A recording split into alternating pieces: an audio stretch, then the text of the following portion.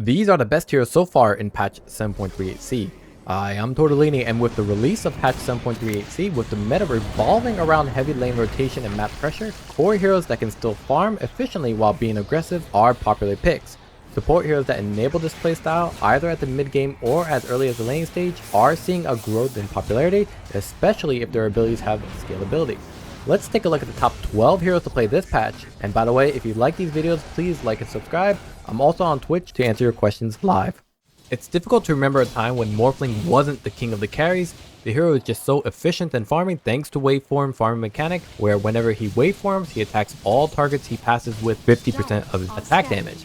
This makes waveform incredibly powerful when farming stacked jungle camps, as you'll be dealing the magic damage from waveform and also physically attacking each target you hit. Combined with your innate ability accumulation, Morphling gets +3 agility, thus more damage, for each attribute he invests in, giving you incredible damage right after the laning stage. This is why we are also seeing top Morphling players buy Vladimir's offering, as the item gives Morphling 18% bonus base damage, so furthering his output while also giving the hero some mana and lifesteal so the hero can sustain his farming rotations comfortably. Items like Mantis Style and Butterfly are thus pretty easy to attain within 30 minutes of the game, giving Morphling unrivaled damage at an unmatched timing that most heroes cannot compete with. Morphling really excels against a lot of other popular carries like Templar Assassin, PA, Nature's Prophet, and Tiny because Morphling's damage output is more consistent, can easily dodge or reposition against these heroes, and has better survivability due to attribute shift. To add, Morphling wipes out most immobile supports in one shot thanks to the waveform damage, auto attack, and adaptive strike follow through, turning these kind of 5 vs 5 fights into a swift 4 vs 5. Heroes like Crystal Maiden, Warlock, Ringmaster, and Witch Doctor should be concerned. Smurfs love this hero, and it's pretty clear why. Nature's Prophet has an innate ability that gives them a percentage increase in damage with every tree that is within a certain range of him, and that innate ability levels with Nature's Call. So by level 1, he already has bonus damage to aid with last hitting and harassment. But what's more is that when selecting the Ironwood tree facet, the hero gets a treant whip, 750 health, and additional damage to guarantee even more last hits, denies, and harassment against the enemy lane without Nature's Prophet even having to put himself in danger. But what makes Nature's Prophet such a good carry is that he can efficiently farm, again like Morphling, in the jungle thanks to that innate ability's bonus damage, on top of having teleportation to freely join any gank on top of his Wrath of Nature, which is a global nuking ability, making him exceptional to fight by like 16 minutes when he rushes a Mjolnir first. To add, he has a lockdown with Sprout, where unless you have a Quelling Blade or Force Staff, you're kind of trapped inside, plus those trees give him damage as well. So the hero is really the best of both worlds. He farms quickly from the laning stage to the mid game. His Ironwood tree facet provides bonus damage and does bonus damage to towers with its reinforced buff, while also being able to capitalize on any and all ganks and map pressure thanks to teleportation and its barrier, as well as NP's Wrath of Nature ability, which hits all enemies that are in vision. In short, you're looking at a hero who has the lane control like Lone Druid, the ability to gank at any fight like Spectre, and the damage equal to most carry heroes right now. The hero has a massive global presence, and the meta is really swirling around him because a lot of heroes he doesn't like aren't really that popular right now, like Spectre, Spearbreaker, Batrider is another good one. These heroes are just not that good this patch, and so Nature's Prophet goes uncontested. Templar Assassin is the latest popular carry that has been making waves in the meta because in 7.38c, they buffed her Refraction to have a lower cooldown and a higher number of instances. This in turn buffed her Refractor facet to give her more damaging charges for Refraction. That increase in damaging charges means more efficient farming, especially jungle stacks, and a stronger mid game with consistent stream of damage output. But what's more important here is that Templar Assassin has great map pressure capabilities. Her better farming means she has her core items, Desolator, Blink Dagger, and Dragonlance by 18 minutes, and can scout the open jungle easily with her Psionic Trap. So while most carries would still be farming, Templar Assassin is already in fights and taking towers soon after. Her comfort in swapping late game items like Lincoln Sphere instead of Black King Bar when playing against popular ganking offlaners like Beastmaster gives her a lot of malleability after the draft. Another example is like Monkey King Bar or Revenant's Brooch versus Phantom Assassin or Tiny instead of usually buying Data List. Even her facet can be adjusted, like opting for, let's say, Void Blade's facet instead of her Refractor when dealing against damage over time heroes like Radiance users. Darkseer is another example with Iron Shell. She can even grab an Ag Shard, giving her a silence on her Psionic Trap to shut down popular mid laners right now like Queen of Pain and Ember Spirit.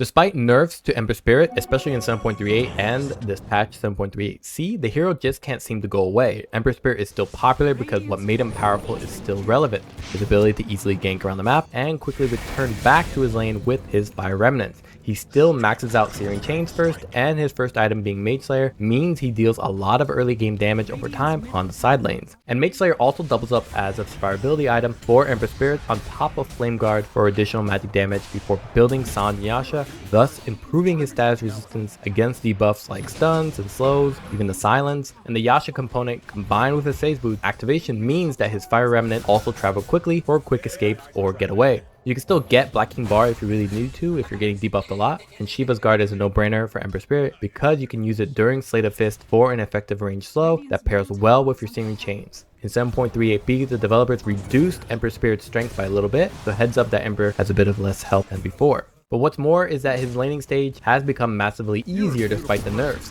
For starters, while most mid laners rely on runes to refill their bottles, Ember Spirit has his Fire Remnants to return back to base should he ever run out of bottle charges. With 7.38 changing how bottle works when giving to an ally who teleports from fountain to the mid lane, Ember Spirit has an edge over his opponents. Secondly, Ember Spirit now builds Orb of Corrosion because the components give him better last hitting power and can bully his enemy lane with the extra damage and the armor reduction from the Blightstone component. While Ember Spirit doesn't do that well against a lot of his patch's meta carries, beats out a lot of popular mids right now like Invoker and Storm Spirit, and winning that lane means early rotations to those side lanes and helping his teammates win them. New patch, same puck in the mid lane. The hero has been meta for the entirety of 7.37, mostly because the hero hasn't really been touched in a meaningful way. There's still a solid pick with most carries these days like Templar Assassin, Nature's Prophet, Terrorblade, and Morphling, and the hero is just an all-around staple choice against most matchups. If you don't believe me, well, watch me read the exact same script as last time I suggested this hero, and I bet you wouldn't even tell the difference. During the laning phase, Puck can have what feels like infinite mana because of their Puckish passive, which can be triggered by pretty much anything. On top of that, the hero has a game-changing ultimate ability that has relatively low cooldown, 75 seconds, that can be used to roam immediately since Puck doesn't really need items to gank. Thanks to Illusory Orb, Puck is pretty efficient in crossing the map to gank with the right rune, and with them maxing out Illusory Orb and Waning Rift, Puck is still one of the fastest heroes to build Witchblade for some mid-game timings and ganks. Puck has the 6th highest base intelligence and 3rd highest intelligence gain, so her right-click power is actually quite astounding, and one of the reasons why they pick up Witchblade, eventually Plasma, as their ultimate lasts a relatively long time and your right-click has actual good power. Overall, Puck is a safe pick for anyone who knows how to play them, and quite frankly, fits in most lineups.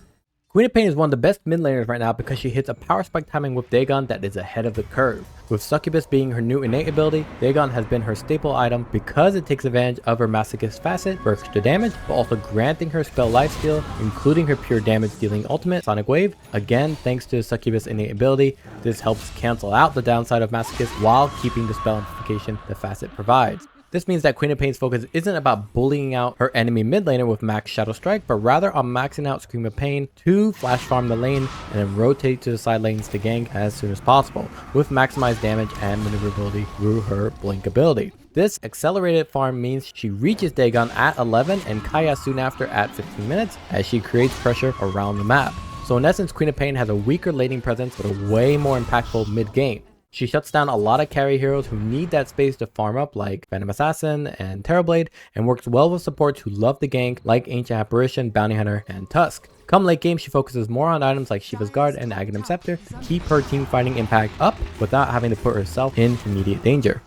In 7.38c, Wraith King's Bone Guard facet has been buffed in 2 ways. 1, the cooldown was reduced to 42 seconds, and 2, the Wraith King skeletons from Bone Guard last 46 seconds longer than the actual cooldown. This gives Bone Guard a literal uptime of 100%, which means your skeletons are constantly available to be casted while Wraith King could be farming or fighting. His skeletons are moving around the map, slaying jungle camps, and creating new stacks of Bone Guard. This massive buff in 7.38c means that Wraith King's ability to both simultaneously farm and fight makes him extremely popular as an offlaner rather than a late game carry that can just focus on farming. What's more is that since 7.38, the offlane side jungle camps were adjusted to no longer include Ancients, but rather 2 hard camps, giving Wraith King a free place to farm with his skeletons when the offlane is pushed up. 7.38c also came with another nugget of opportunity for Wraith King. Wraith Fire Blast lowered its cooldown, but also Wraith King's level 10 talent increases the slow duration of the spell, which also increases how long enemies will burn from the blast. So in essence, Wraith Fire Blast has massive scaling potential leading up to and at level 10, where the hero is dealing 400 plus damage on an 8-second cooldown, while the debuff, including the stun, lasts 5.6 seconds. So essentially there's a tiny 2.4 second gap between your first Wraith Fire Blast and casting it again for that massive damage early on. These two changes has shifted Wraith King from being a passive late game farming carry to a mid-game tempo hero that can grab a Radiance at 15 minutes and start swinging big damage with Wraith Fire Blast, all the while forcing enemies to take on this hero with 2 lives or ultimately lose their towers to his skeleton pushes. Nothing major has happened to Legion Commander, and yet now the hero is popular in the offlane. With the importance of map pressure in the mid game, having a hero that is all about mid game duels to scale up her damage to then farm larger items like Ag Scepter and Black King Bar means she can close the map out and tear down most towers by 20 minutes. She works incredibly well with other popular ganking heroes like the heroes I just named, Nature's Prophet, Templar Assassin, Queen of Pain, and how about Ancient Apparition. But also Legion is a great response to a lot of popular jumping mid laners like Queen of Pain, Ember Spirit, and Puck, but suffers against those who have consistent damage output like carries such as Morphling, Wraith King with his Resurrection, and Templar Assassin with her Refraction. Despite this, Legion Commander still has the most comfortable laning stages as an offlaner. Her strong initial base damage combined with the Stonehold Plate facet means she can be hard to shut down, and against most common melee safe lane enemy carries, her overwhelming odds ability is both a good way to secure her range creep while also damaging her opponent. If you're not sure what to pick in the offlane, Tidehunter is a great safe choice. He has stable laning thanks to Anchor Smash for last hitting and Kraken Shell for some survivability. The hero is just a strong comfort pick and is a natural Vladimir's offering buyer for your tiny, morph, and Clark players, amplifying their base damage massively while providing more survivability through the lifesteal component. In 7.38, they gave his Kraken Shell an active that doubles his damage block at an extremely low mana in exchange for a loss of movement speed, which your phase boost helps mitigate that anyways. What's more is that Tidehunter typically buys Mage Slayer to still give him some magic resistance to go along with his Kraken Shell damage block, while also having some offensiveness to contribute post Ravage. His Ag Shard, Dead in the Water, is also a great response to the influx of Sanjay and Yasha buyers to reduce their movement speed and remove their ability to escape. But also Dead in the Water is especially appreciated to counter gank popular mid laners like Throw Spirit, Queen of Pain, Puck, Ember Spirit, pretty much everyone I'm listing already in this video, preventing those kind of heroes from escaping. I think with all the cool heroes I just named and some I didn't even suggest, it comes as no surprise that Bounty Hunter is a natural support hero to play. Heroes like Queen of Pain, Puck, Beastmaster, Legion Commander, I just named her, Nature's Prophet, the usual suspects of this meta. Bounty Hunter capitalizes on those roaming map pressures to make a massive amount of gold for him and his team, and in 7.38, Bounty Hunter received a noteworthy change, his track having better damage amplification in the early levels, and he gains less bonus movement speed when chasing a track target. Since the map is massively enlarged in the jungle, creating a wider path and spaces to gank around, sentries are less effective, and so Bounty Hunter has more space to roam and gank. With Drum of Endurance now no longer having charges, Bounty Hunter can opt for drums before deviating towards different items like Solar Crest, Yules, or Orchid if dealing with jumping heroes like Morphling or Anti-Mage. The hero can really opt for anything that seems appropriate for the enemy lineup as well as your teams. Ringmaster is a great hero because his ability kit covers a wide array of situations and opportunities from the laning stage to the mid game. He's a safe first pick you can do blindly because he responds and counters so many popular heroes right now. The fact that Impalement Arts deals health percentage based damage and it's greater than Spirit Vessel and you can have up to 4 charges when maxing out first, the ability is honestly pretty massive. The ability has a huge range and it slows the target periodically across 4 seconds. That kind of scaling damage at such a safe range is what makes Ringmaster so strong right from the laning stage. Escape Act being a fantastic saving grace against a lot of popular offlaners like Beastmaster or Legion Commander gives Ringmaster all the more relevance in a meta of heavy ganking and map pressure. With the popularity of Rod of Atos for the hero, his abilities now have a comfortable setup to not need to rely on allies, making him a much easier hero to play. As the popularity of strength heroes continue to carry games, Ringmaster's Impalement Arts are a common response to bully them out of the lane and deter their item timings.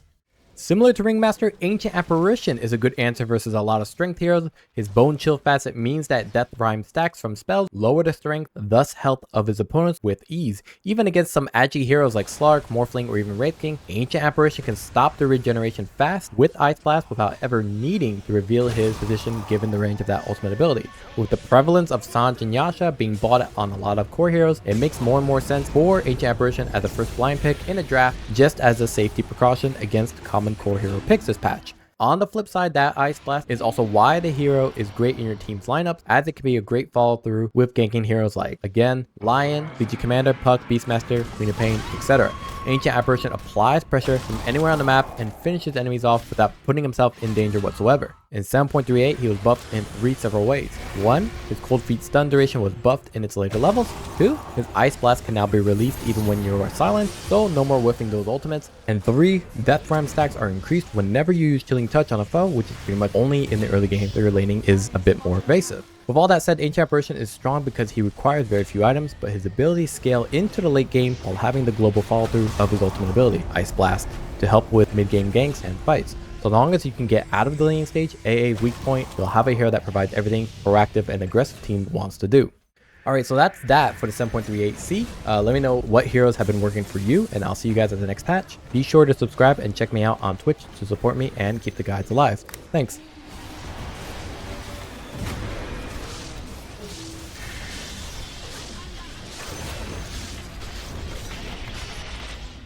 Oh.